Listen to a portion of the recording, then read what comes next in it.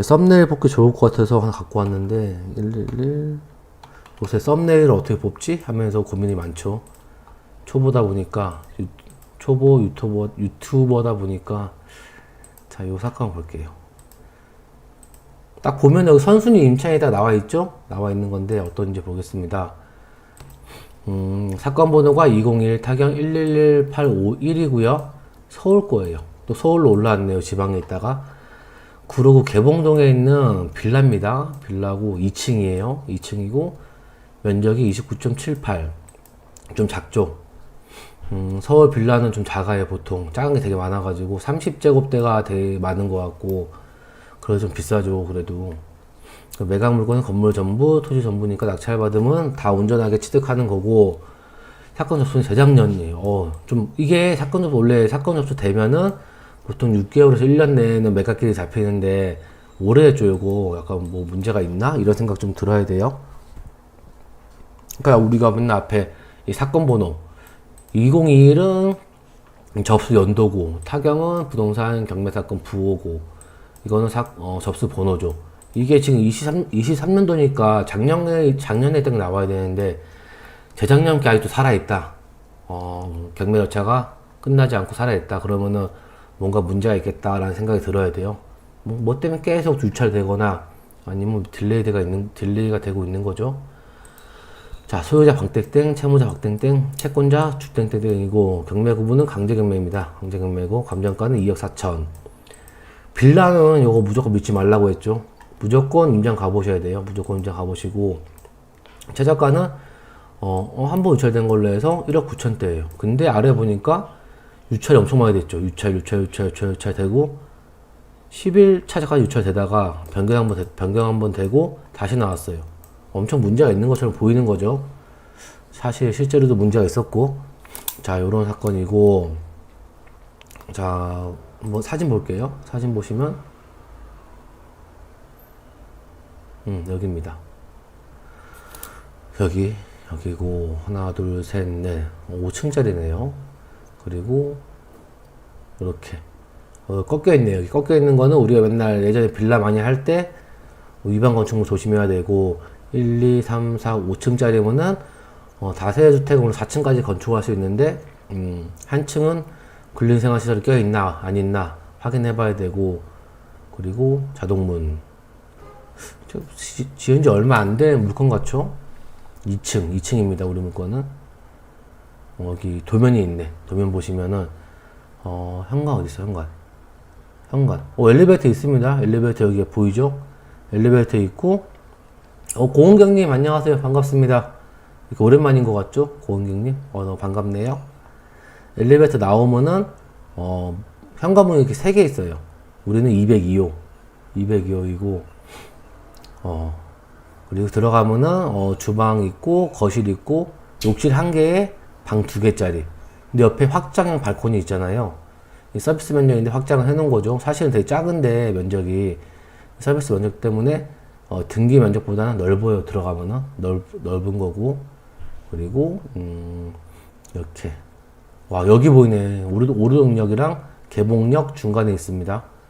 개봉역 중간에 있고 서울입니다. 서울이고 바나나님이 꺾여 있으면 일조권 때문 아닌가요? 말씀하셨는데 맞습니다. 맞아요. 맞습니다. 맞고요. 이거 옛날 유행어인데. 자 여기 꺾였죠. 꺾였으면은 일조권 일조권 제한 때문에 꺾여 있는 거고 옛날에는 이렇게 뭐 도로 사선 제한도 있어가지고 도로주도 꺾였었는데 그거는 이제 폐지가 되고 일조권 사선 제한 때문에 꺾여 있는 건데 여기 바로 위에 여기 약간 베란다처럼 되어 있는 거 여기에다가 뚜껑 씌운 게 많으니까 요런 것들 위반 건축물 될 수도 있으니까 체크는 해봐야 되는 거예요. 위반 건축물 등재가 안 될 수도 있겠지만은 이 물건에서 지금 없죠. 이게 없으니까 괜찮고 어차피 우리 물건은 2층입니다. 2층인데 다만 거실 맞은편이 저거죠. 옆집이죠. 옆집이어서 조금 약간 너무 붙어 있으니까 동간거리가 너무 좁죠. 이쪽 거면 괜찮겠죠. 약간 요거 물건이면은 거실이 여기 이 도로 쪽으로 나와 있으니까 골목일 수도 있고 요거는 막혀 있어요. 참고하셔야 되고 그리고 자, 한번 등기사항 보실게요. 등기사항 보시면은 말소기준권리 될 수 있는 권리는 가압류, 압류, 강제경매가 있죠. 날짜가 제일 빠른 예조, 가압류. 낙찰 받으면 얘를 포함해서 다 소멸을 하는 거고, 임차권 등기가 하나 있어요. 임차권 등기는 임차인이 계약 기간이 끝났는데 나가야 되는데 임대인이 보증금을 돌려주지 않으면은 단독으로 신청할 수 있는 거고, 2억이네요. 2억인데 임차권 등기를 하면은 임차인의 전입일자랑 확정일자가 살아있는 거죠. 전출을 하더라도.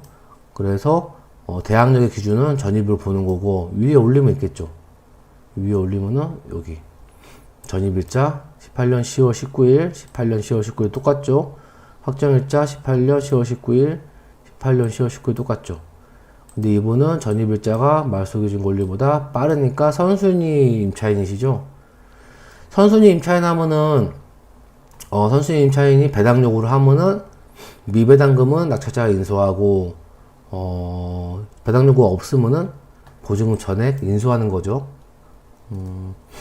이상원님이 임차권이나 전세권이나 차이점이 따로 있을까 했는데, 임차권은 채권이고 전세권은 물권이죠. 물권이고 전세권은 네, 차이가 있습니다. 차이가 있고, 거기에 따른 전세권은 또 말소기준 권리가 될 수도 있고, 이런 차이가 있는데 수업 때 한번 얘기했던 것 같은데, 상원씨. 예, 차이가 있어서 한번 임차권, 전세권 네이버에 쳐보면은 차이가 좀 나올 거예요. 보통은 임차권은 처음부터 이렇게 등기하는 경우도 아주 가끔 있긴 한데 거의 없죠. 임차권 등기 명령 거의 경매 들어가기 직전이죠. 그럴 때가 있고, 전세권은 보통 내가 입주하기가 좀 어려울 때, 내가 전입하기가 어려운 상황에서 좀 많이 하죠. 예, 바나나님이 전세권은 다가구에서 말소기준 권리 안 되지요 말씀하셔도 맞죠. 왜냐면 전세권이 말소기준 권리가 되려면은 세 가지를 생각해야 되는데, 첫 번째가 전체에 대해서 설정이 돼야 돼요. 근데 다가구는 이제 원룸 건물 얘기하시잖아요. 거기에 원룸 한 개에다가 전세권 설정하면은 말소기준 권리 될 수 없어요. 근데 다세대 주택 이런 거에서는 될 수가 있죠. 전체에다 설정이 가능하니까. 다가구는 전체에 설정이 안 되고, 그래서 다가구에서 만약에 전체에다 설정했다 이러면은 그런 경우가 없긴 한데, 그러면 말소기준 권리 될 수 있겠지만은 보통 다가구 전세권은 말소기준 권리가 안 되죠. 예. 마나님이 공부를 많이 하셨네요. 잘 안 물어보신 건데, 와. 그래서 이 사건에서는 일단 선순위 임차인이 있어요. 있어서, 와, 그럼 무조건, 제가 얘기했을 때, 선순위 임차인이 있으면은, 보증금 이렇게 나와 있으면은, 무조건 내가 들어가는 돈은 2억, 여기, 보증금 플러스 알파라고 했잖아요. 더 들어간다는 얘기예요. 내가 뭐 1억에 낙찰받든, 뭐 2억에 낙찰받든, 돈 더 들어가요. 왜냐면 이 미배당금이라는 걸 인수하니까. 그래서, 이게 만약에 시세가 뭐 빌라는 조사를 해봐야겠지만은 뭐 2억 1천만 원이다. 2억 2천 정도 된다. 그럼 실익이 없죠. 거의 해봤자 실익도 없고. 근데 얘가 왜 이 물건을 갖고 왔냐, 제가. 보시면은 우리 수강생들은 아시겠지만은 이런 물건 중에 대항력을 포기하는 사건들이 있죠. 선순위 임차인의. 사건 잘 보시면은 한번 볼게요. 여기 매각 물건 명세를 볼게요. 보시면 요렇게, 예, 송도 운동이님, 예, 좋아하시는 물건, 좋아한다기보다 많이 찾아보셨죠, 운동이님이. 보시면은 주택 도시 보증공사가 나와요. 허그죠. 허그고 경매 신청 채권자로서 임차인의 임대차 보증금 반환 채권을 승계하여 권리 신고함. 이 말은 지금 임차인분은 임차권 등기하고 이사 나갔을 수도 있어요. 나가고 대신에 허그, 그러니까 전세 보증보험이죠. 전세 보증보험 들어왔을 때 이제 돈 받고 나가버리고 이제 허그가 남아가지고 경매에 참여하고 있는 거죠. 이렇게 돼 있는데, 특별 매각 조건이 붙었어요. 붙은 거면은 임차인 및 임차권 승계인인 허그 주택도시 보증공사는 매수인에 대해 배당받지 못한 잔액에 대해 임대차 보증금 반환 청구권을 포기하고 임차권 등기를 말소하는 것을 조건으로 매각. 이 말은 뭐냐면은 만약에 이게 지금 최저가에 얼마야? 1억 9천 2백 낙찰되면은 미배당금 발생하죠. 1142만원. 이거 안 받고 나가겠다는 거예요. 임차인은 지금 안 계실 테고, 허그에서, 주택도시보증공사에서, 얘가 되게 좋죠. 근데 만약에 이게 한 번 더 유찰돼가지고, 뭐 얼마야? 1억 한 7천원 낙찰됐다. 그러면은, 미배당금이 얼마야? 3천 얼마가 되겠죠. 요거를 사실은, 정석적으로 하면 우리가 돈 내줘야겠죠. 낙찰자가. 그래야지 이사를 갈 텐데, 얘네는, 어디 갔어? 임대차 보증금 반환 청구권 포기하겠대요. 안 받고 나가겠다는 거예요. 굉장히 메리트 있는 이 물건입니다. 그래서 요거를, 보통 강의 때 많이 얘기했는데, 한번 갖고 와봤어요. 오랜만에 떴길래. 그리고 어디다가 잠깐 우리 카페에 가보시면은 제가 오늘 이 물건에 대해서 리스트를 올렸어요. 이렇게. 이것도 여기 부동산 지식감을 올렸는데 여기에 리스트가 있습니다. 리스트 있으니까 이게 지금 4월 말 기준인데 5월 달에 올라왔어요. 지난달 말에. 리스트를 한번 보시면은 뭐 되게 열리나? 물건 되게 많죠.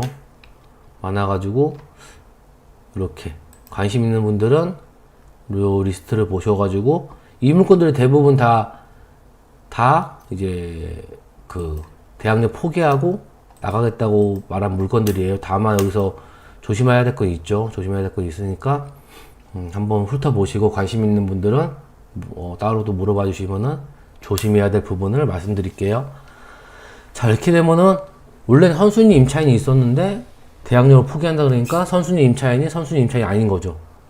이제 선순위 임차인이지만은 우리가 인수하는 보증금 없게 되는 거예요. 한번 위치 볼게요. 위치 보고 위치가 지금 구로니까 오류동역 근처. 자, 여기 이제 시세는 무조건 가셔가지고 조사해 보셔야 됩니다. 여기는 한 번 더. 자, 여기고 좀 키워보면은 여기에 그 지하철역이 있고 개봉역이 있고 제가 임장 최근에 한번 갔었는데 요 지역이 약간 아직 개발이 안 된 지역이더라고요. 가보니까 내려보면 여기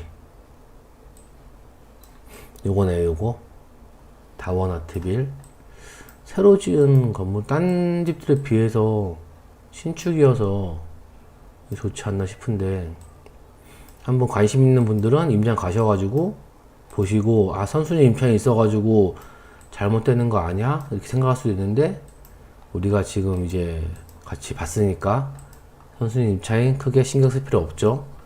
요런 사건입니다.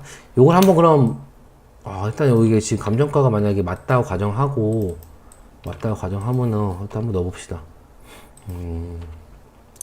지금 최저가가 지금 입찰하면 저는 애매할 것 같은데 근데 감정가가 맞다고 가정했을 때 최저가 들어가면은 너무 높다. 80%는 높지 않나?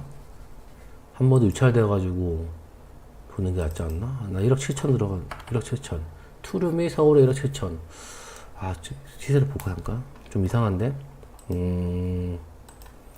그러면은 개봉동 거 잠깐 볼게요. 개봉동 빌라 주택. 우리 아까 여기였죠. 여기 물건 왜 이렇게 많아. 이쯤에 매매 2억 1천. 면적이 좀 크네. 얘는 25년 이내고 우리 물건은 2018년도에 지은 거죠. 2018년도에 지은 거니까 얘보단 좋을 것 같아. 왜냐하면 25년 이내니까 지은 지 좀 오래된 거죠. 그러면 2억 2천 39. 얘도 오래된 거. 얘는 안 좋다. 오래된 집인데 2억 500. 어느 거를 기준으로 할까? DNA 컴퍼니 2억 8천 2억 8천 얼마일까요, 여기가? 보통 시세가 아시는 분 계신가? 3억. 2억 3천. 10년이네. 2억 3천. 2억 4천 보면 될 것 같은데? 2억 4천 일단 보고, 만약에 1억 7천에 들어갔다. 70%대. 그러면, 월 이자는 44만원 나오고요. 현금 필요한 건 5천만원대 나오고, 2억 4천 봤을 때 한 2억 3천에 판다. 3천에 팔면은 6천만원 남네. 많이 남네. 빌라가 진짜 좀 괜찮은 거 보면은 많이 남더라고요. 2억 3천에 팔 수가 있으면은 6천만원 남는. 괜찮은데요? 입찰가 1억 7천에, 요 정도면 이제 실거주 하면은 서울에, 네, 아이고, 우리 영원님이 국토부 실거래가 조회하면 나오던데요. 말씀하셨는데, 지우셨네요. 예, 국토부 실거래가 조회하면 나옵니다. 나오는데, 그냥 대충 맞춰봤죠. 임장 가셔가지고 요거, 감정가는, 시세는 확인해 보셔야 돼요. 방금 말씀하신 것처럼, 국토부 가볼까요? 국토부에 실거래가 조회해보면은 나오긴 나와요, 이게. 가기가 좀, 국토부 실거래가 조회. 국토부 실거래가 조회하면은, 요렇게. 여기서 이제 빌라나 이런 것들은 여기서 조회를 해볼 수가 있어요. 해가지고, 뭐 연도랑 뭐 지역 넣어가지고, 지역 넣어서 할 수도 있고, 요거를 한번 해보셔가지고, 근데 요것도 사실, 빌라는 거래가 좀 없다 보니까, 물론 요것도 참고만 하시고, 가셔가지고, 임장 가셔가지고, 좀 조사를 해보셔야 돼요. 많이 나옵니다, 임장 가셔가지고 많이 조사해 보셔야 돼요. 한 군데만 갈 것도 아니고, 부동산.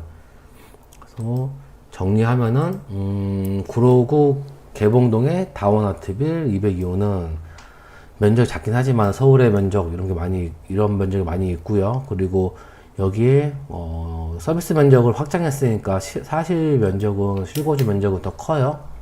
더 크고 강제 경매인데 임차인이 경매 신청한 건데 임차인분이 전세 보증보험 들어가지고 허그에 들었죠. 허그에 들어가지고 허그에서 경매 신청한 거고 임차인분은 임차권 등기 명령하고 이사 나갔었을 거예요. 아마도 계실 수도 있지만은 이사 나갔다 그러면은 명도가 쉽죠. 왜냐면은 여기 허그에다 연락하면은 잔금 납부하면은 바로 그 비번 알려줘요. 그리고 임차인 보증금이 2억인데 지금 이게 아마 2억 초반 정도 이제 시세가 형성될 것 같은데 우리가 임차인의 미배당금은 인수하고 올래. 왜냐면 선순위 임차인이니까 선순위 임차인이어서 미배당금 인수하게 되지만은 요 사건은 허그가 이게 계속 유찰되니까 유찰이 엄청 많다 보니까 허그가 안 되겠다. 이러다가 보증금 회수를 못 하겠다. 이런 생각이 들어가지고 대항력을 포기하겠다는 확약서 제출했어요. 그래서 임차인의 미배당금은 우리가 낙찰자가 인수하지 않아요. 그런 사건입니다. 굉장히 좀 아는 분은 알고 모르는 분은 되게 모르는 경매하는 사람 중에서도 강의 때마다 요 얘기를 좀 많이 하죠 저는. 근데 이런 것도 좀 얘기를 많이 해서 그런가 약간 경쟁이 좀 있긴 한데 한번 임장 가셔가지고 그나마 다른 선순위 임차인 사건보다는 좀 낙찰 확률이 좀 되지 않을까요? 다른 물건보다는. 그래서 한번 임장 가보시면 좋을 것 같은 그런 사건이었습니다. 역세권이고요. 다음 물건 볼게요. 620.